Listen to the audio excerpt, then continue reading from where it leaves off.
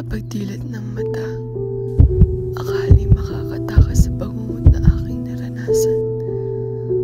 Bakit mo ito nagawa?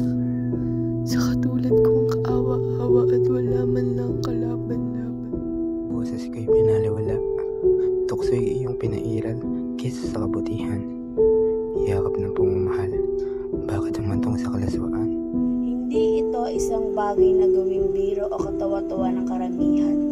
Bagkus isang mabigat na isyu na nararapat bigyan ng pansin at pagtuunan.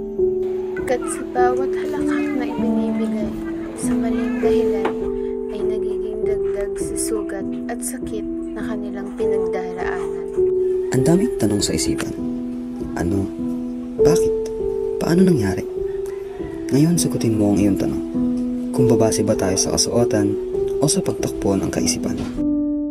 Huwag ibasa sa kasarian ang isip na may kasalanan. Masusukat ba sa ikli o haba ng kasuotan?